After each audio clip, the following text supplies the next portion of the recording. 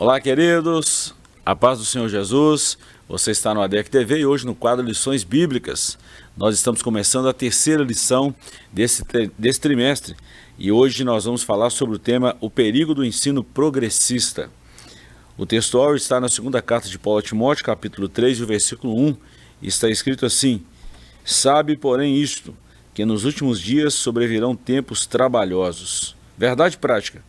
Os ensinos progressistas buscam desconstruir a fé cristã por dentro e afastar as pessoas do verdadeiro cristianismo bíblico, tornando-as meras militantes de causas sociais.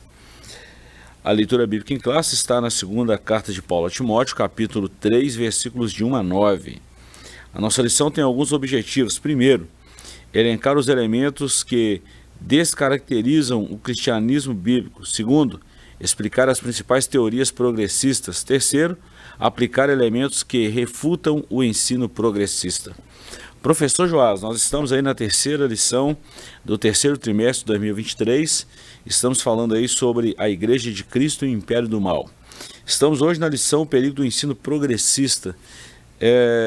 Se a gente falar só do perigo e dessa última palavra progressista, já dá para a gente ter uma lição aqui espetacular. Eu estou dizendo a nível de conhecimento e até mesmo de escudo contra essas heresias, né? É uma palavra hoje muito conhecida, né? E, assim, usando o progresso como desculpa, né? Acabam querendo dar um outro significado à vida da igreja, à fé da igreja, né? A própria obra da igreja, liturgia e tudo mais, em nome do progresso. Acontece que, ainda que algumas adaptações tenham ocorrido e vão continuar ocorrendo ao longo da história, algumas atualizações, coisa necessária, o progresso que a igreja precisa, ele acontece sob a orientação de Deus, né? O progresso que a ideologia progressista, né, que impera hoje, propõe é um progresso sem Deus. E aí é que está o problema. O problema não é o progresso. O problema é as vias pelas quais esse progresso é proposto de acontecer, né? Então, a palavra em si não tem problema. A própria ideia de progresso é uma ideia boa, né? O problema está na ideologia. A proposta de um progresso sem Deus, que exclui Deus da história, que exclui Deus do processo, não é progresso. Vamos então na nossa introdução e depois nós vamos trabalhar em 3 capítulos aí, que nós vamos trabalhar muita coisa legal nessa lição aí. Vamos lá, nessa lição veremos que os ensinos progressistas enfraquecem a autoridade da Bíblia. Suas heresias propagam que as Escrituras contêm erros, que Deus não é soberano e que o sobrenatural é um mito. São indiferentes à doutrina bíblica do pecado, relativizam os valores morais e defendem a necessidade de ressignificar a fé cristã. Por conseguinte, seus ensinos progressistas resultam na descaracterização do cristianismo bíblico. Nessa oportunidade, verificaremos alguns dos seus heréticos conceitos e meios espirituais pelos quais a igreja deve resistir aos efeitos maléficos. Bom, professor, você já falou muito bem aí que a palavra-chave dessa lição é o progressismo e a palavra progresso, não tem nada de mal nisso aí. O grande problema é quando desconstrói uma fé, afasta as pessoas de Deus e menospreza a Escritura, que é a nossa regra de fé e conduta. A gente precisa, nas palavras de Judas, né, capítulo 1, verso 3, a gente precisa resistir, né, resistir bravamente aos efeitos maléficos desse tipo de ideologia. Ideologias humanas não vão trazer avanço nenhum para a igreja que está fundada em Cristo, e que vive de acordo com as palavras de Cristo. E assim, dizer que essas palavras precisam ser ressignificadas, dizer que aqueles milagres estão ali de forma figurada, que se tirar essas coisas, aí a Bíblia é crível, aí a fé é valiosa, Isso é um retrocesso, né? Não tem nada de progresso nisso. Então a igreja precisa resistir. A igreja precisa. Uma das marcas da igreja é a perseverança, né? A igreja verdadeira sempre vai perseverar. A igreja verdadeira sempre prossegue com Cristo até o final. Você vê lá em Apocalipse homens que seguem Jesus até o final, e o próprio Senhor dá testemunho. Esses são os que seguem o Cordeiro por onde quer que ele vá, né? Então a igreja verdadeira, ela permanece naquilo que Jesus falou, e a gente não pode de maneira nenhuma ressignificar o que ele falou.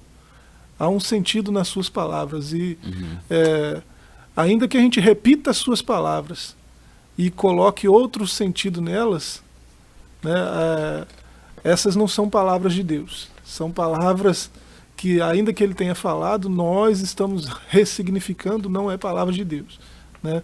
A palavra de Deus, ela tem um sentido, e é o sentido que Deus deu a ela, que é a verdade. E a verdade é inegociável, né? A gente não pode abrir mão da verdade, e a verdade está na Escritura. É muito legal isso aí, professor, quando a gente fala dessa questão de resistência, mas é resistência a esses efeitos maléficos, né? A gente precisa sempre lembrar disso aí, que a ordem de Jesus é que nós amemos uns aos outros. É o que deve ser resistido, combatido, refutado, são esses ensinamentos. A gente não pode esquecer disso. São pessoas que precisam do amor de Deus, que necessitam da graça de Deus, assim como nós, e a gente não pode desprezar essa questão do amor de Deus. Não podemos abrir mão disso aí, né? Vamos lá. A descaracterização do cristianismo é o capítulo 1, e nós vamos trabalhar em 3 subtópicos aí. Primeiro, a deterioração moral, a erosão da ortodoxia e a corrupção da fé. Deterioração moral. A expressão bíblica últimos dias faz alusão ao período anterior à volta de Cristo, sendo retratado como um tempo extremamente difícil. O apóstolo Paulo alerta que o comportamento humano estará associado à impiedade caracterizada pela aprofundada degradação moral. Por isso, a lista paulina é uma descrição da escalada dos pecados da sociedade. Quando Paulo fala isso a Timóteo, né, que a raça humana, o período anterior, ou o período ali próximo da volta de Jesus, os homens estariam numa situação quase que irreconhecível, e daí ele chama tempo difícil. Ele está falando exatamente de um declínio espiritual, né, professor? Ele começa o 3º capítulo da 2ª carta a Timóteo falando isso, né? Nos últimos dias sobrevirão tempos trabalhosos. Ele está trazendo um alerta para a igreja verdadeira de que os últimos dias serão difíceis, darão trabalho para a igreja, né? E essa linguagem que ele usa, né, Pedro também usa na 2ª carta, no capítulo 3, verso 3. O próprio apóstolo Paulo, né, ele usa ela em outros momentos. Lucas, lá em Atos 2, usa essa linguagem também, lembrando de Joel 2, né, falando dos últimos dias. O escritor aos Hebreus, capítulo 1, verso 2, usa essa linguagem. Então ele está falando de um tempo em que a iniquidade aumentaria de um jeito, né, que ficaria quase insuportável. E aí ele vai, o próprio desenrolar aqui, né, do verso 2 em diante, a gente vê ele falando aí de 18 pecados. Eu estou olhando para a nossa leitura bíblica em classe, né, ela vai do 1 ao 9, do capítulo 3 de 2 Timóteo. A partir do verso 2 aqui, ele fala de 18 pecados, né, que esses homens dos últimos dias cometem como se não tivesse acontecendo nada, como se fosse a coisa mais normal do mundo. E isso só está assim, né, porque Paulo quer demonstrar isso para o jovem obreiro, né? Haverá um aumento cada vez maior da iniquidade, né? A iniquidade vai se tornar a regra. E aí quem não se enquadrar na regra, né, vai precisar ser ressignificado. E aí há esses cancelamentos que a gente conhece bem e coisas desse tipo. Então a igreja está cada vez mais enfrentando tempos trabalhosos, né, difíceis, e a forma com que a igreja lida com isso é resistindo. Não abre a guarda para essas calamidades, essas iniquidades todas, né? Mantenha-se firme no caminho proposto por Cristo, porque é esse que leva para a salvação. Bom, professor, voltando aqui à nossa leitura bíblica em classe, aí a partir do versículo 2, que você já citou, nós temos aí uma lista de 18 pecados aí, 18 características dos homens que seriam nos tempos trabalhosos, tempos difíceis. Só fazer uma observação que esse tipo de coisa já acontecia na época de Paulo, na época de Jesus, na época de Moisés, né? Janes e Jambres aqui resistiram Moisés, já cometiam pecados assim, iguais a esses aqui citados. Mas o que Paulo está falando é que os últimos dias seriam tempos difíceis, tempos trabalhosos, onde o exponencial desse pecado iria assim, numa proporção quase que inimaginável. É um aumento muito grande, né? Desse tipo de pecado, de iniquidade, de injustiça. Né? Isso ia aumentar exponencialmente. E é por isso que os tempos são difíceis, são trabalhosos. E Jesus falou disso também, né? Mateus 24:12, tem um texto ali: por se aumentar a iniquidade, o amor de muitos iria esfriar. O aumento aqui é uma multiplicação, né? Não é uma soma.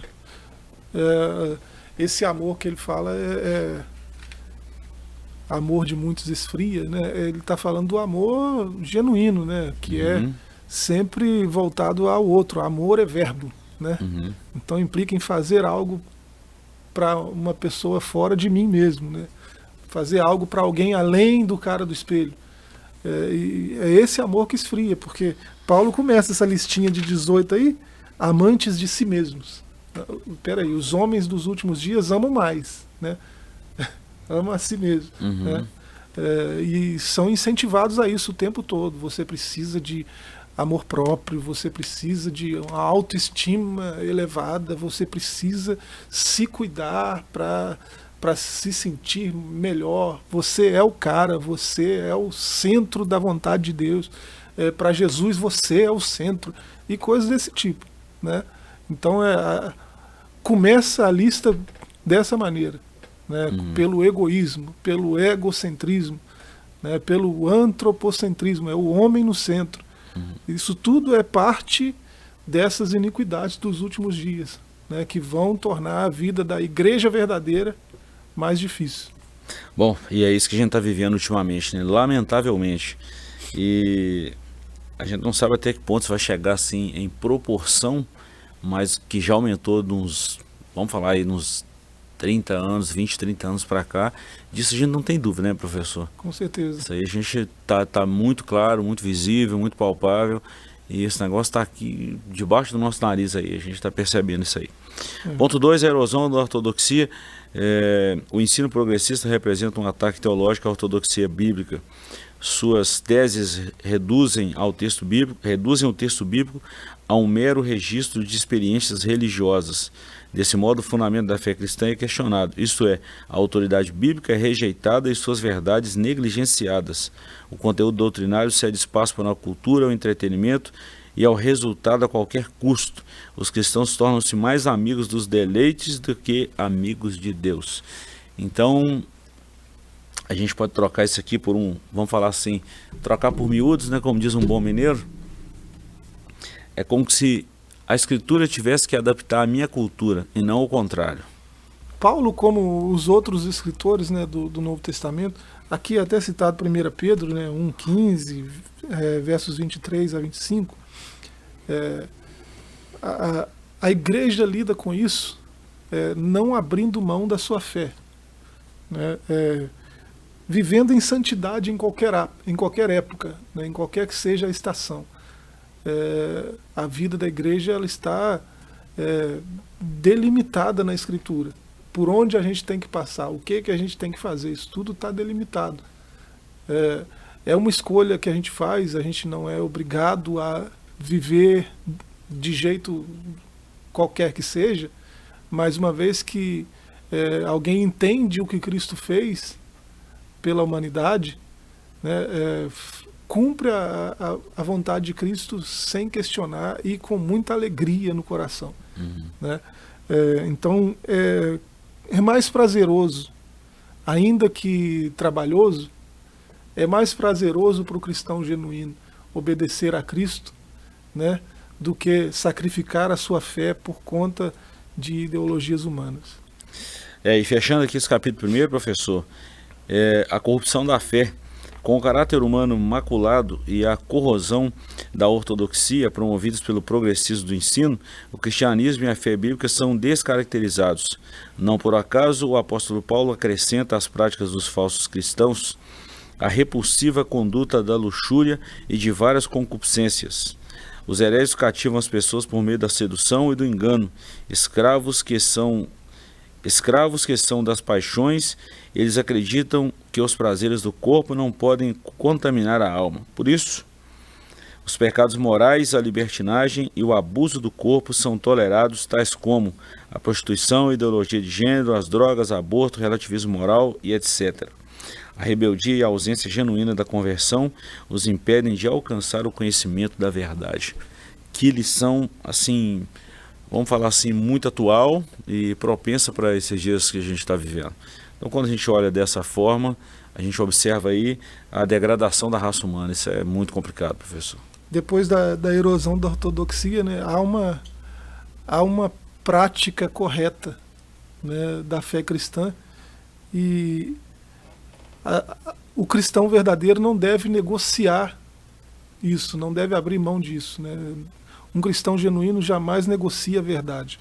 E quando a ortodoxia sofre esses tipos de ataque, e ela é trocada por outras coisas, né? Porque tira-se o valor da verdade, o valor da escritura, aí acontece isso do ponto 3 aqui, a corrupção da fé. A fé se corrompe, né? E aí a gente vê gente se rebelando contra a vontade de Deus, como se nunca tivesse conhecimento da verdade de Deus. Trocam a verdade de Deus por outra coisa, porque são convencidos de que essa outra coisa é melhor. Então a gente precisa ter esse cuidado. Paulo fala aqui no verso 8, né, sobre esses dois personagens, né, como Janes e Jambres resistiram a Moisés. Ele fala que também estes resistem à verdade, né, resistir à verdade. Há uma verdade que é inegociável, que é inegável, né, que não cai nunca. Esse é um dos aspectos da verdade. Ela não escorrega, não cai, não se rompe de forma nenhuma. Ela está sempre lá. Por isso quem ama a verdade, né, não abre mão da verdade. Mas esses homens agem como Janes e Jambres. Alguns podem achar estranho Paulo citar isso aqui, né, porque ele está citando um livro apócrifo, né? Tem um apócrifo de Janes e Jambres, e tem umas histórias bem estranhas lá, né? A sombra de Janes vindo do mundo dos mortos e coisas desse tipo. Mas Paulo não está validando o livro, né? Paulo está tomando os nomes de algo que é bem conhecido na cultura judaica, tanto é que ele não coloca explicações nenhuma, ele só cita, e isso não invalida a verdade que Paulo está dizendo, né? Esses homens se rebelaram contra a verdade, e os homens dos últimos tempos farão a mesma coisa. E não há problema em citar essas coisas na Escritura, porque Paulo mesmo citou poetas da sua época, né? Citou Arato, Epimênides, né? E tem outras citações de apócrifos nas suas cartas. A Bíblia fala de outras coisas, outras citações assim, até no Antigo Testamento, né? E a verdade, quando a verdade é dita, não importa quem está dizendo, verdade é verdade, né? Se for um jumento que estiver dizendo, né, aparece lá em Números 22, sendo verdade, que seja. Se for uma pedra que estiver dizendo, né, também a verdade é verdade, independente de quem está falando, independente da fonte da citação, né? O Balaão, que é um profeta pagão, né, disse verdades que são incontestáveis, né? Nenhuma profecia de Balaão caiu por terra, sendo profeta pagão. né? Se a gente pensar nisso, né? Aquela estrela que procede de Jacó, aquilo é uma profecia lindíssima, né? Então, não é porque a fonte aqui é estranha que a gente vai invalidar, porque alguns fazem isso, né? Invalida tudo que está escrito ali porque ele citou um livro apócrifo, né? Isso não quer dizer absolutamente nada. Não tira o mérito, nada, né? Bom, professor, fechando esse bloco aqui, nosso tempo já mandou a gente parar ali. A descaracterização do cristianismo, nós trabalhamos aqui 3 tópicos, né? A deterioração moral é um princípio, a erosão da ortodoxia e, por fim, a corrupção da fé. Então, quando você tira a moral está em declínio. Quando a ortodoxia ela sofre bombardeios, isso tira a base e a fé é corrompida, o reflexo está na sociedade que nós estamos vendo nos últimos dias e a tendência é só piorar. Só piorar. Dá uma segurada aí, nós vamos para um pequeno intervalo, voltamos já já com a segunda parte dessa lição maravilhosa, que é a lição de número 3. Não saia daí que voltamos já já.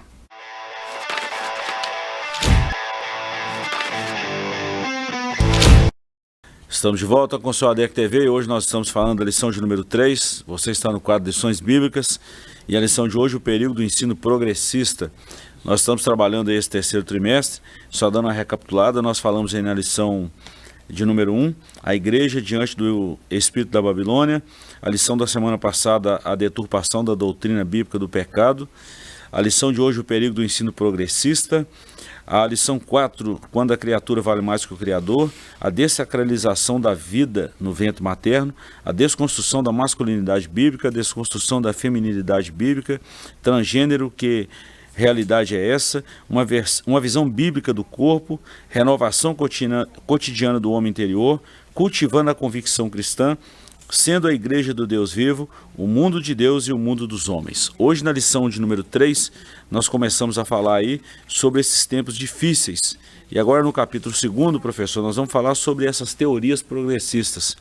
Uma coisa é a gente apontar, a palavra de Deus apontar, outra coisa é a gente começar a mostrar isso aí com mais detalhe. Alguém pode estar perguntando assim, o que é isso aí? O que está acontecendo? Ou do que se trata? Então nós vamos falar um pouquinho sobre isso aí. Uma dessas teorias e o trabalho forte, a desconstrução da Bíblia. Segundo ponto, o teísmo aberto e a teologia da demitologização. Vamos lá, a desconstrução da Bíblia. O ensino progressista é o desdobramento do liberalismo teológico. Sua principal característica é o repúdio à inspiração e inerrância da Bíblia. A ênfase do progressismo repousa no antropocentrismo, o homem no centro. Esse ensino produz pessoas egocêntricas e retira a convicção do pecado. Bom, uma vez que o pecado é retirado, né, que perde o efeito, os homens vão se tornar egoístas mesmo. E é o foco dessa teoria, né? Liberalismo teológico, né? Esse termo aí, essa palavra aí, liberalismo teológico, isso lembra um filósofo, filósofo, né, Schleiermacher. O nome dele eu nem sei pronunciar direito. Mas traz esse tipo de ideia. A gente falou um pouco dessas coisas aqui na aula passada, né? Essa teoria do pecado social, né? Daqueles concílios lá da Argentina, do México, que tiveram no século passado, onde o eixo, né, hermenêutico passou do pecado, que já era algo que estava no homem, né, ele passou para fora do homem, né? O pecado passou a ser algo que é parte de uma realidade social, né? A sociedade, com suas estruturas opressivas, é que gera o pecado. Então o pecado não está em mim. Então eu não posso ficar me cobrando, ninguém pode ficar me apontando porque eu pequei, porque eu errei, né? Então acaba havendo uma desconstrução da doutrina bíblica, né, do pecado. E eles fazem isso com todas as doutrinas bíblicas, né? E eles não estão preocupados com hermenêutica, com exegese, interpretação correta. Não estão preocupados. Você vê isso em qualquer debate onde um progressista está participando, né? Eles não têm preocupação nenhuma com a lógica, com a verdade, não tem preocupação nenhuma. Você viu isso no começo, né? há um marxismo cultural hoje que nem deveria ser chamado de marxismo, né? Quando você olha as coisas que Marx escreveu, as coisas que ele disse, e vê o pessoal que veio depois dele, né, contradizendo muito das coisas que ele disse, e eles fazem isso o tempo todo, eles são contraditórios o tempo todo, eles são capazes de dizer uma coisa a respeito de qualquer assunto agora, e daqui a 2 minutos, se aquilo que eles disseram não fizer mais bem a revolução, né, para eles o que importa é a revolução, aí eles vão desdizer, né, aquilo que eles acabaram de falar, vão dizer algo contrário àquilo, e para eles está tudo bem, não tem controvérsia, não tem preocupação nenhuma com a lógica do que eles estão dizendo. Então o problema deles nem é com a Bíblia em si, né? Esse ataque todo, essa desconstrução da verdade bíblica toda, isso é para o bem da revolução. Então eles vão dizer o que eles quiserem dizer, eles vão plantar ideias do jeito que eles quiserem, até que a revolução seja satisfatória. Só lembrando que isso tem um tempo e tem uma tolerância e tem um limite. Tem um tempo, tolerância e limite. Tem um tempo predeterminado, tem uma tolerância por parte de Deus e tem um limite também. Quando esse limite for atingido, a tolerância for atingida, a gente já sabe do resultado disso aí, o que está na palavra de Deus. Então, é bom a gente lembrar isso aí, que isso não é assim de qualquer maneira, Deus não perdeu o controle, não tem nada disso. Isso há um tempo determinado, há uma tolerância de Deus e há um limite predeterminado por Deus. A Bíblia registra alguns ais, né? E Isaías fala pelo menos de alguns aí, ai dos que chamam o mal de bem, né? Ai dos que chamam o amargo doce, né? Esses ais aí é de doer mesmo, né? Então a gente só está constatando uma coisa que é assim, né? Mas não queremos estar na pele de nenhum desses camaradas aí. O teísmo aberto. Outra corrente da teologia liberal progressista é o ensino do teísmo aberto. Nessa teologia, Deus é limitado, não conhece o futuro em detalhes, não exerce o controle absoluto sobre o universo e nem sobre a vida humana. Afirma-se que o conhecimento divino das coisas que estão por acontecer depende das ações livres dos homens. Vamos falar assim, é no mínimo absurdo uma coisa dessa. Nós estamos aí há quantos anos de história, pelo menos da escrita bíblica, desde quando o homem é homem, a gente sabe disso aí, dessas revelações bíblicas, e a gente sabe ver, e a gente tem certeza do controle de Deus, todas as coisas, né? Agora, essa doutrina diabólica coloca Deus numa caixinha e fala assim, ó, só fica aí, se eu precisar eu vou te usar, se eu não precisar eu vou resolver sozinho. É exatamente esse egocentrismo, a figura do homem no centro das atividades, no foco. Tem que ter cuidado com isso. O teísmo aberto é uma ideia tão esquisita que, assim, qualquer coisa que você vê sobre o Deus bíblico, não tem como você aceitar um tipo de teologia desse, né? E de fato não é teologia, né? Esse teísmo aberto, né, é uma ramificação aí da teologia liberal. Na cabeça dessa gente, quando Adão pecou, Deus se surpreendeu, né? Deus foi pego de surpresa. Pecou. E aí Deus, coitadinho, que não conhece nada, não sabe de nada, teve que às pressas criar com urgência um plano de salvação que ele não fazia nem ideia, né, de como isso seria. E aí ele do nada tem que criar um plano de salvação aí de repente, assim, né, porque ele foi pego de surpresa pelo homem, né? Isso é tão absurdo, isso é tão sem sentido, que não vale nem muitos comentários, até porque a gente não tem tanto tempo. Então vou te jogar mais uma informação aí para quem está assistindo a gente aí. Eu vi um teólogo liberal agora bem recente falando que quando o homem errou, Deus automaticamente errou na criação do homem. Nossa Deus. Olha, não, sério. Deus sabia que o homem acontece, não criasse o homem. Então, se o homem errou, Deus também errou. Isso é um fator assim perigosíssimo essa afirmação, ou até mesmo a colocação, ou até mesmo a imaginação. A gente vê a liberalidade, a libertinagem, a não ortodoxia bíblica. Isso é muito perigoso. E o que tem de crente, o que tem de gente que conhece a Deus, ingerindo alimentos dessa natureza aí, teologia dessa natureza aí, não é brincadeira. Bom, ponto 3 aí, a demitologização. Em 1958, Rudolf Bultmann propôs uma propaganda de demitologização do texto bíblico. O mito é uma história de caráter religioso, que não tem um fundamento na realidade e que se destina a transmitir um conceito da fé. Para esse teólogo alemão, havia mitos na Bíblia e era preciso separá-los da verdade. A Bíblia é a verdade. Você só tem que fazer o seguinte: você tira esse negócio de anjo, de demônio, de filho de Deus, Messias, Espírito, milagres, mula falando, baleia comendo gente. Você tira essas coisas, né? Tira essas coisas da Bíblia e aí você tem a verdade. É mais ou menos a ideia dessa turma aí. Porque na cabeça dessa gente, né, tudo que existe é o homem, né? E todas as coisas existem por causa do homem. Então, na cabeça deles não tem espaço para o transcendente. O transcendente é o que está à nossa volta, né? Não tem nada além disso. E tem até cientistas que entram nessa onda, mas não sei como, porque você imaginar que um cientista que conhece profundamente física nuclear, física quântica, né, sabe da grandeza das coisas lá fora e da grandeza das coisas aqui dentro, né? Alguém que tem esse nível de conhecimento, achar que a vida é só isso que a gente está vendo, né? Não crê em nenhum tipo de transcendência, nada além da gente, além do homem, para mim é uma mente pobre, né? E a Escritura é a verdade, toda ela, né?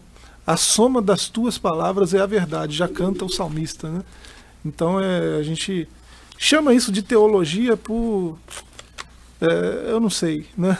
Eu acho que não devia nem chamar teologia da demitologização, eu acho que não devia nem chamar isso de teologia. Professor, fechando aqui a nossa lição de hoje, aqui no capítulo 3, refutando o ensino progressista, deixa eu só dar uma recapitulada aqui na nossa leitura bíblica em classe, nesses 18 itens aí, essas características dos homens dos últimos tempos aí. Haverá homens amantes de si mesmos, avarentos, presunçosos, soberbos, blasfemos, desobedientes a pais e mães, ingratos, profanos, sem afeto natural, irreconciliáveis, caluniadores, incontinentes, cruéis, sem amor para com os bons, traidores, obstinados, orgulhosos, mais amantes dos deleites que amigos de Deus, tendo a aparência de piedade, mas negando a eficácia dela. Destes, afasta-te. São essas características que estão engodando, que estão envenenando muitas pessoas e que têm deturpado, que têm corrompido a genuína palavra de Deus, a fé cristã e a moral, né, do homem.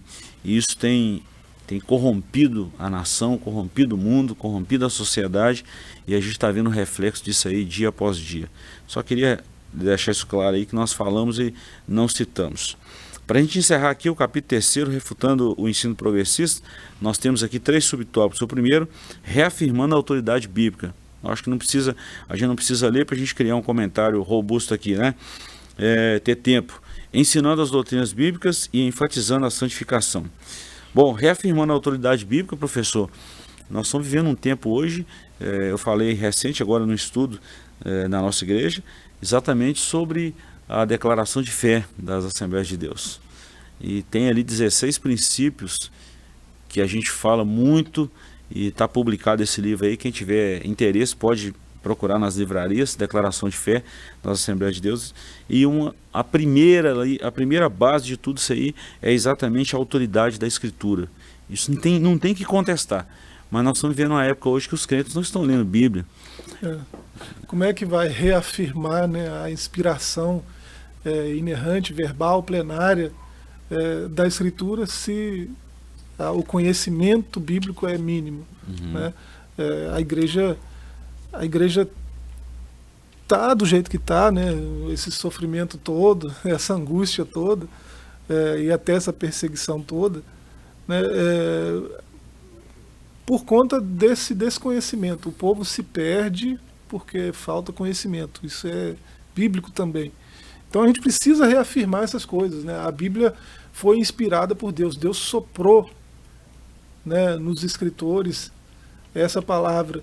E então foi uma inspiração verbal e foi uma inspiração plenária, né? A gente vê impressões digitais ali de Davi, de Moisés, de Paulo, né? Então a gente precisa reafirmar essas coisas e começar, nós, Assembleia de Deus, começar pela nossa declaração de fé é extraordinário, porque aquilo ali é uma obra assim, quase que obrigatória para todo assembleiano, né?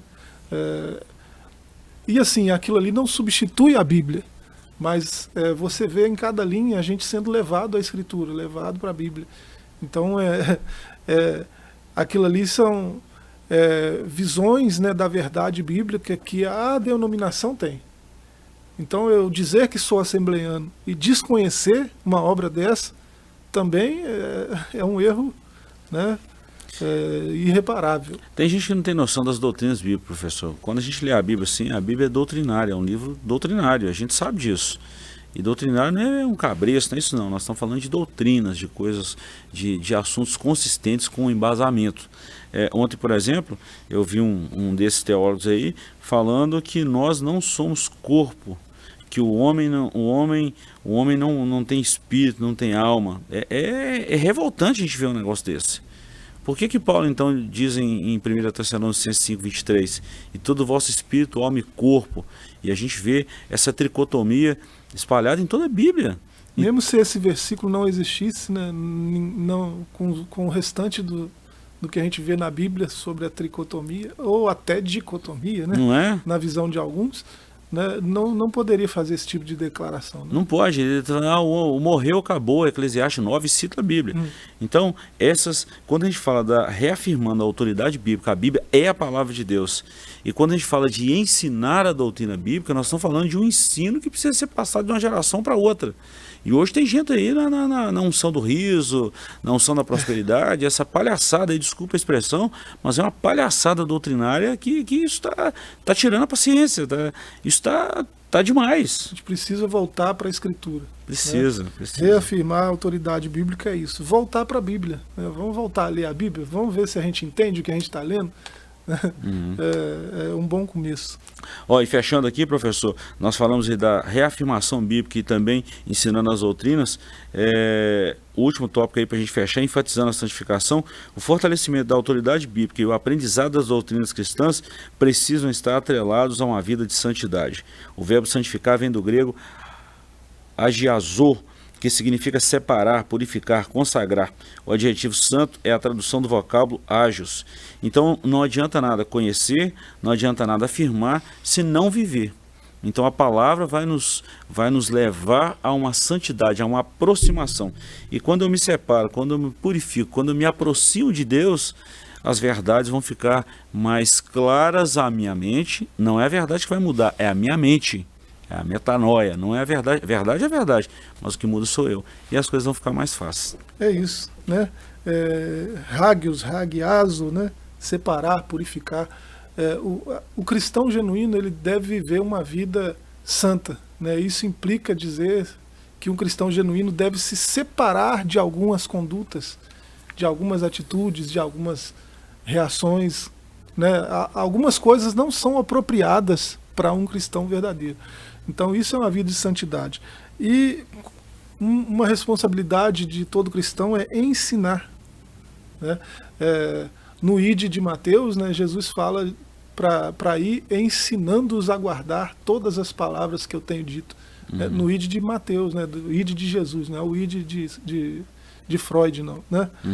E esse ensinar, né, para ensinar tem que conhecer, né, as palavras de Cristo. Verdade. A gente precisa de mais teologia. Joseph Ratzinger tem uma visão interessante de teologia. Né? A teologia é uma tentativa de conciliar a razão grega com a fé cristã. Então, o que existe é teologia cristã. Né? Qualquer outra coisa não pode ser chamada de teologia. Verdade. Eu compartilho com o Ratzinger nesse sentido. Tem coisa que a gente está chamando de teologia que não é. E a gente precisa ter cuidado, a gente precisa ensinar a verdade bíblica, e para isso a gente precisa de boa teologia. Verdade. E fechamos aqui. Muito Isso. bom. Finalizamos aqui a nossa lição. Deus te abençoe. Se o Senhor nos permitir, estaremos na próxima semana com a nossa 4ª lição. Muito obrigado pela companhia. Fiquem todos com Deus e até lá.